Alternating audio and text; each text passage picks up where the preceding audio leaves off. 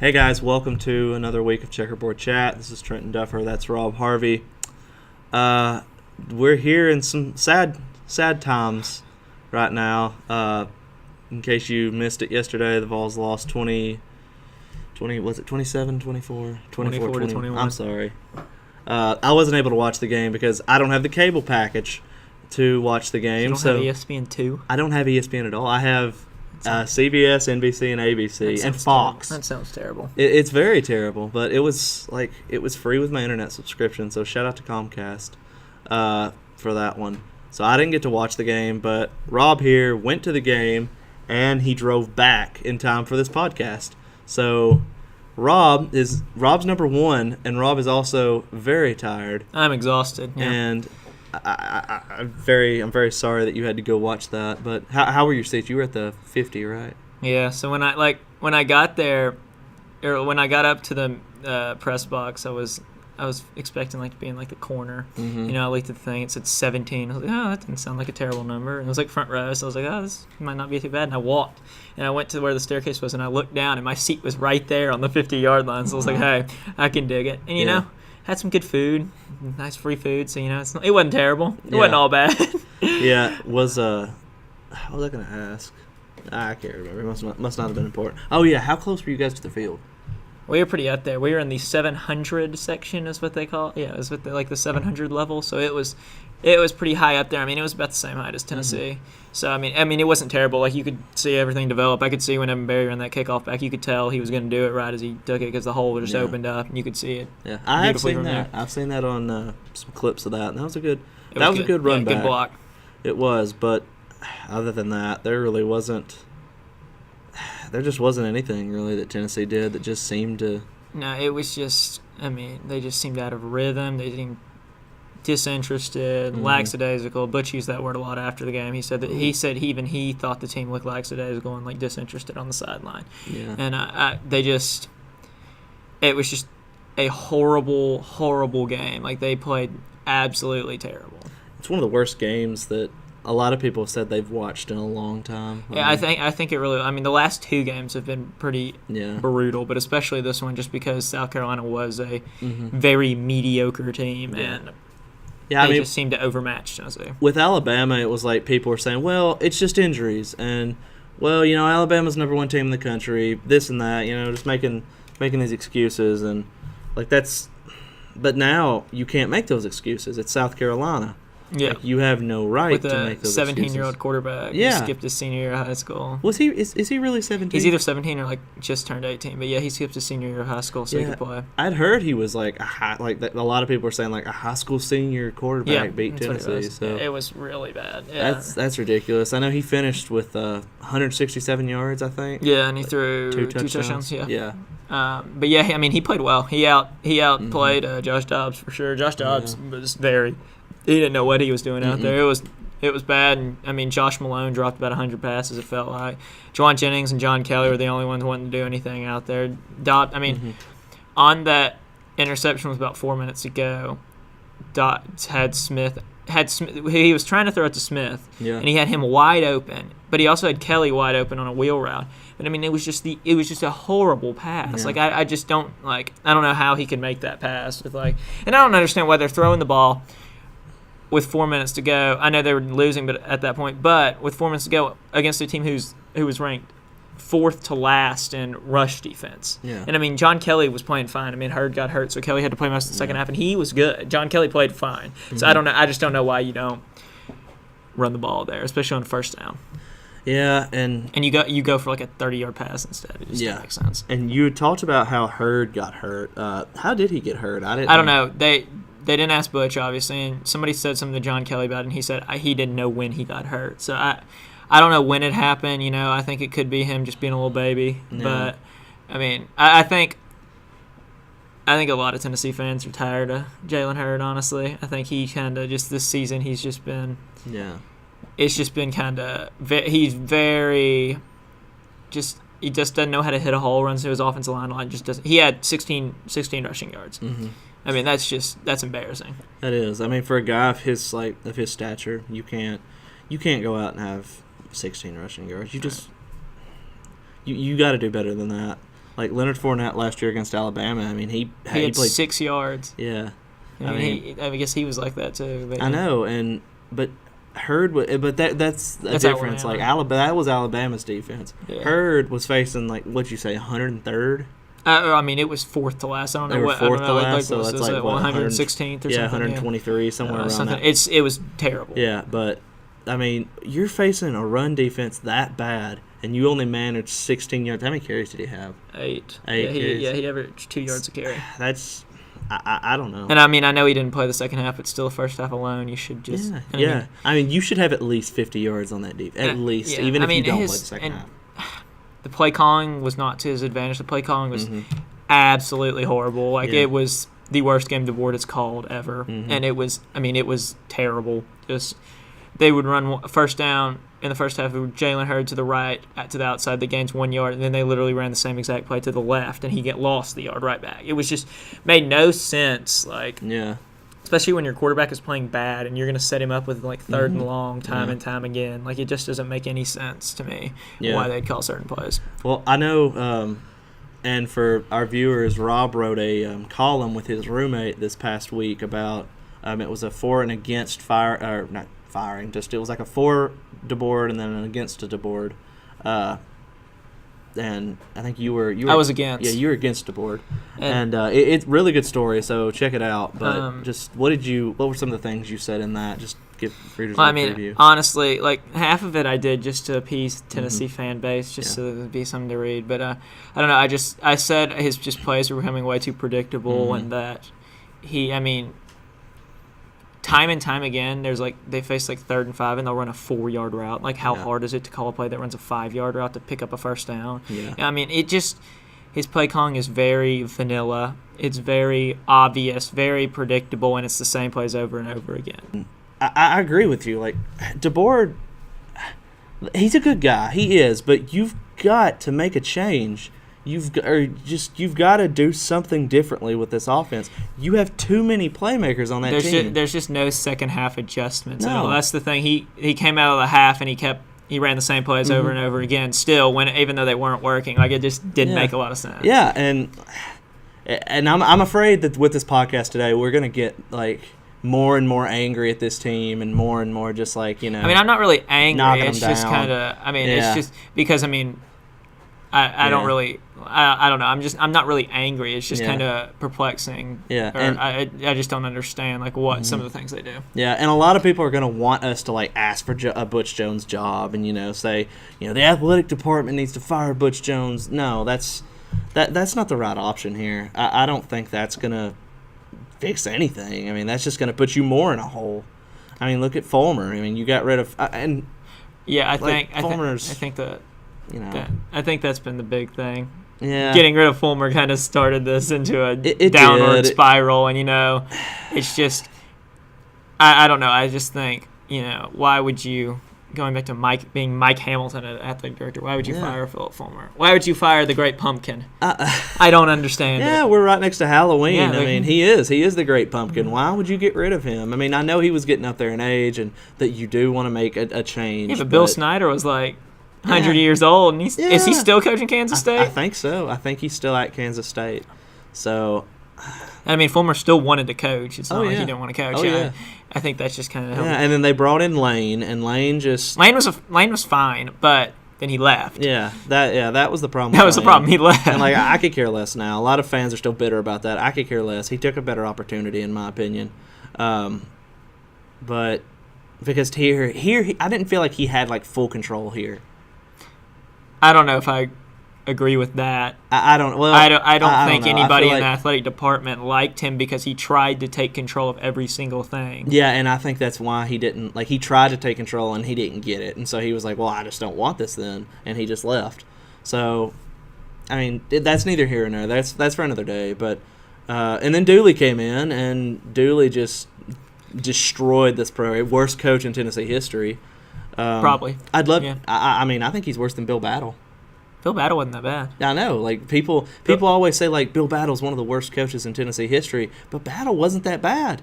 Bill Battle was fine, I think. Yeah. I mean, I think the thing they say is because he never beat Alabama. Yeah. But I mean, Butch has never beat Alabama. I mean, is Butch the worst? I don't think coach? Bill Battle ever beat Alabama. I don't know. He might have. I don't know.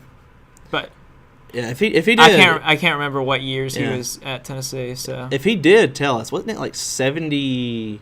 No, I don't know. It doesn't matter. I ain't even gonna guess. But yeah, Dooley came in, tore the program apart. Butch has come in and really like built us up from, and I'll say us because like it's the university. Like, tisk. I know, tisk. You are such a homer. I know it.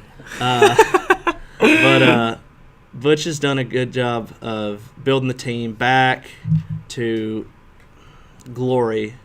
And I don't know about that. Well, I mean, obviously not. Preseason glory. The man, I'll say preseason okay, so glory. When I heard this 2 weeks ago, and at first I was turned on TV and Colin Coward was talking about the Tennessee-Alabama game, and he said that it looked like Nick Saban was coaching against a high school gym teacher. Ooh. And I remember I was like, that's just a dumb statement. But after last night, I might agree with Colin. That team, I mean, I know it's DeBoard, but Butch, like, he says the team seems like disinterested, but whose fault is that? That's his fault. His job as head coach is supposed to prepare the team for this game, not having them look ahead, having them prepared, and he did not do that. Yeah. And this team has so much talent, and the fact that they are 5-3 and 2-3 in the SEC is just ridiculous. Yeah, but at the same time, I don't think that this is the year you can Butch. No, and absolutely not. I don't think it is, but I don't think he's a.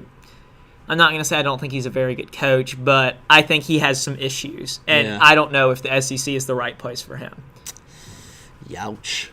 Taking Butch down a few pegs. I mean, I do. Like, it's like he's trying. He thinks he's still in the MAC, like, and he's not. Like he's not in the MAC, or Cincinnati's still in the Big East, aren't they? Or wherever they are, they're the mayor. I don't know, but wherever they are, he's not there anymore. He's in the SEC. So yeah, and I mean, what do you think he could do better? Like, what do you think that? Well, play calling is number one. I don't know if he can do anything better. I don't know if he is capable of doing anything better. Is the thing. I hate to bash Butch Jones, and I'm not trying to because he is a nice person. He is.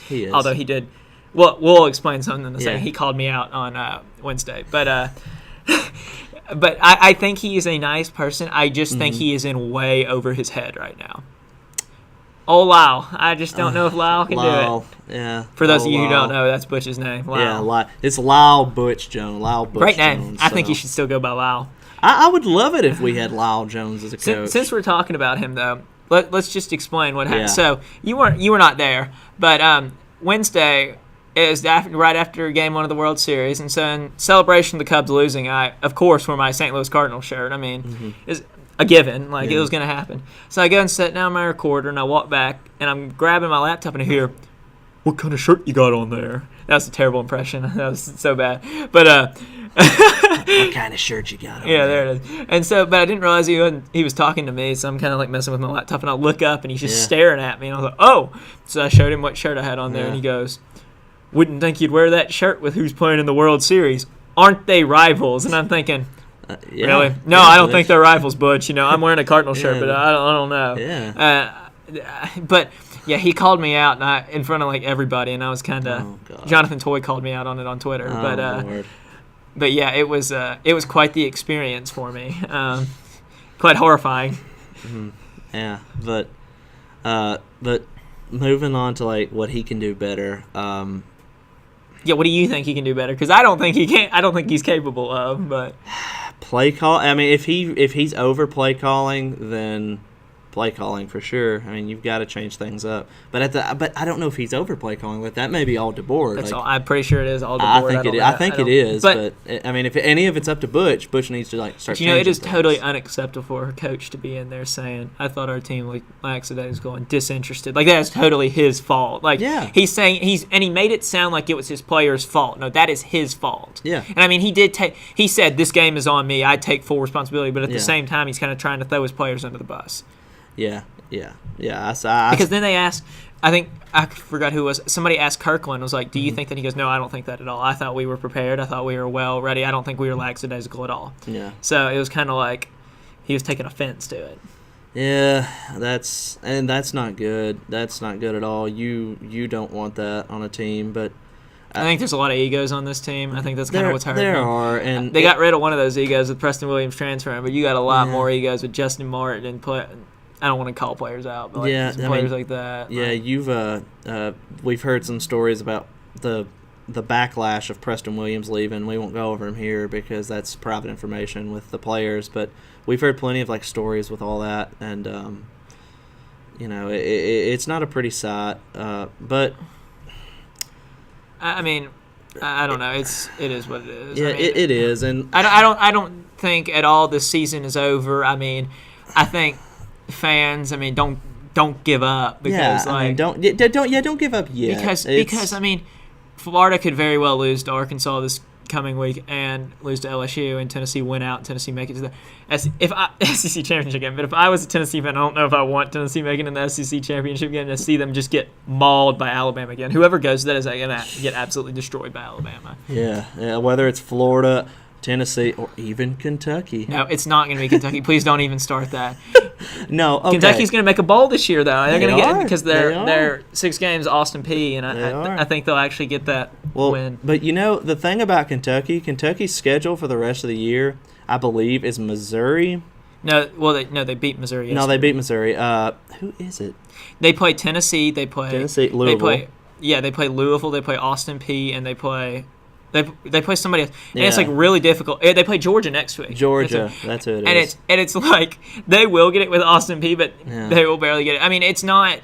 I don't think they're a good team. I mean, if you look at the teams they beat, Mississippi State is horrible. Mississippi State had a close one with Samford yesterday, not Stanford. Samford.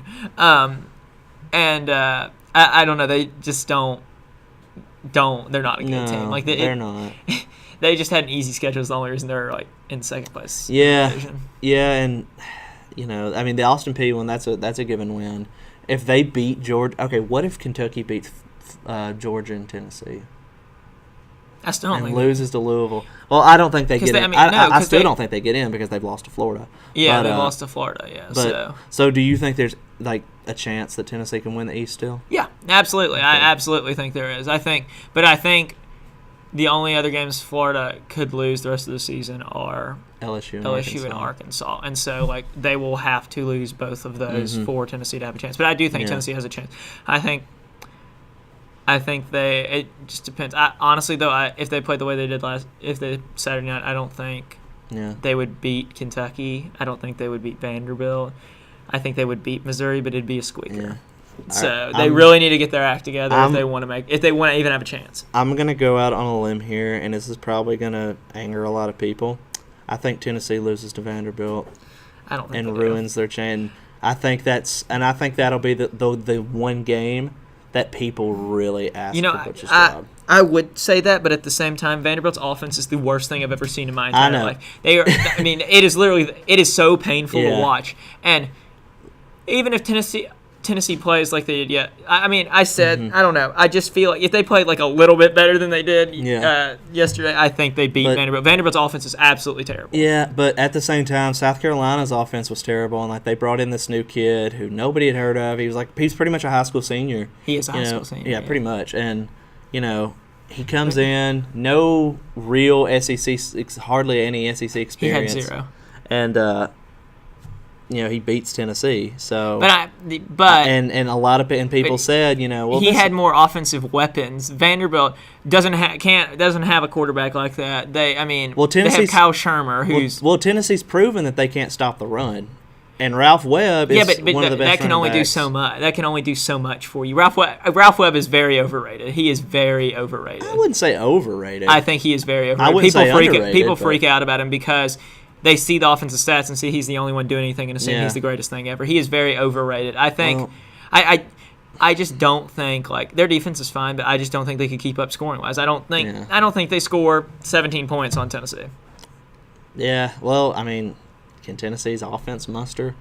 I think they can. I don't know. I think they'll turn it around. I think they'll be fine. They've got Tennessee Tech this week, homecoming, 100th homecoming. Okay, so I was looking at the 1916 schedule because that was the first homecoming, and it was against Vanderbilt, and they won. But that was the first year they played Florida, and they played them in Tampa, and it was really kind of interesting. They played at Chattanooga that season. It was just kind of interesting to see how far they've progressed. Yeah. And But yeah, I mean, that'll be a blowout. I don't think it'll be a blowout solely because it'll be like North Texas where they won't want to do anything and like no one will play really. Mm-hmm. None of the Dormady will play most of the game, and they'll just hand the ball off every single play, and so it'll be like a 24-0 or something like that. Do you think, just real quick here, do you think Dormady deserves to start? No, nope, absolutely not. I think you stick with Dobbs. I know he had that was the worst game of his career, but Josh Dobbs is a perfectly fine quarterback. Yeah. He is as good as Tennessee can hope for right now. Quentin Dormady cannot run the ball. And I know they don't run with Dobbs a lot, but he scrambles away. Like, he breaks tackles and gets out of that. Dormady. Yeah. And the things we see from Dormady is that anytime he is a little bit pressured, he, like, runs out of the pocket, which he's slow in and of himself, and ends up throwing the ball away and, like, doesn't even look downfield and have a chance. And so I think all the people calling to bench Josh Dobbs is it's a very dumb thing to say because, I mean, the man has started all 4 years, has done a great job here with the little talent he's had to work with. I know he has talent now, but, I mean, a lot of those passes, he was very bad. He was very bad yesterday. He was. But some of those were, Josh Malone dropped like 4 passes. So, I mean, it's not, Jason Cream dropped a pass, I'm pretty sure. It's not like all his fault, and I think he is fine. Yeah, I'm the biggest Dormady supporter out there, and even I'll say that, you know, Dobbs doesn't deserve to be benched just because of this game. Like, he like you said, he had a terrible game, but at the same time, he's gonna bounce back, and it's his senior year. Just let him finish out the season, and then you can move on to bigger and better things with JG coming in.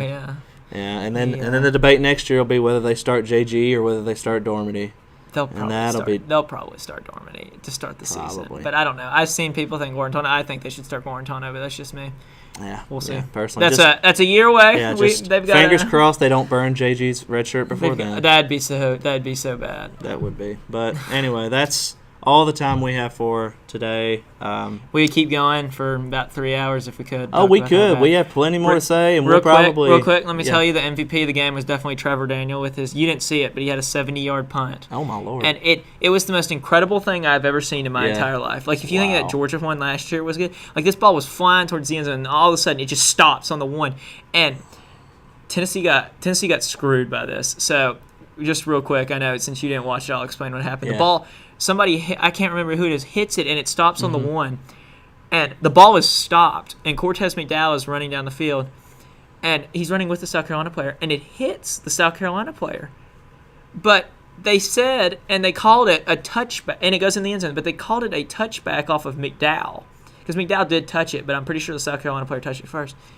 And they reviewed it, and I mean, I don't know if they could have changed anything. I think the ball should have been at the 1 yard line because the ball was stopped. It was not moving, so therefore it is dead. And they confirmed it. They didn't even say it stands. They said they confirmed it, which evidence supports them, which I thought was the craziest thing ever. I didn't understand that. But Trevor Daniel, he's the GOAT. He's the MVP. He is the GOAT. He's awesome. Man's a beast. We got to get him on here. Derek Barnett had 3 sacks too. That was pretty great. Yeah, Derek. He'll catch. I think he'll catch Reggie. He's 4 away. I think he's 4 to 3. I think he's 3 now. I think he's 3 away from tying. Okay. So yeah, I think he'll do it. We'll see if Derek Barnett can do that. And this week we'll give a preview for Tennessee Tech. Probably won't talk much about Tennessee Tech. We'll probably still be discussing all this that's happened this last Saturday, but we'll give you guys a full rundown for that game and for the rest of the season. So thank you guys again for watching. This is Trenton Duffer. That's Rob Harvey, and we will see you again this week. Peace out.